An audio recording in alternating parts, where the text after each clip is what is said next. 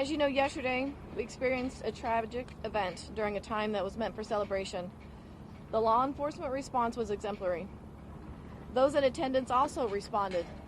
They helped one another and even physically stopped a person who was believed to be involved in the incident. I want to thank the people who acted bravely yesterday alongside law enforcement, to include the Kansas City Fire Department. Your selfless act did not go unnoticed. First and foremost, I want to stress that preliminary investigative findings have shown there was no nexus to terrorism or homegrown violent extremism. This appeared to be a dispute between several people that ended in gunfire. During the overnight hours, we learned there are 23 victims of yesterday's shooting.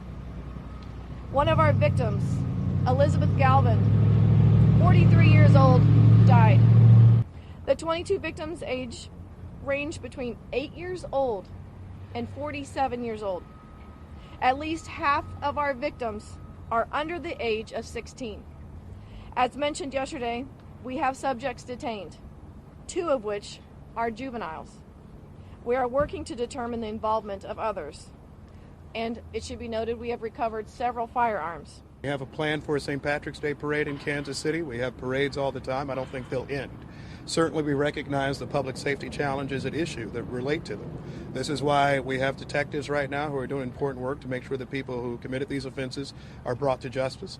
We will learn about the types of firearms that are used, and we'll do everything that we can, both as a city and working with our state and federal partners, to see that we can help avoid these types of situations. You asked the chief at the outset, is this Kansas City? Well, we've had parades like this before. We had one last year without this type of incident. We had a Kansas City Royals victory parade where we had almost no arrests in 2015. So I don't think in any way that this is Kansas City. I do think that there is a gun violence challenge in this community and many others, and there certainly is a gun violence challenge as it relates to major events. That, however, does not mean that Kansas City will stop having major events.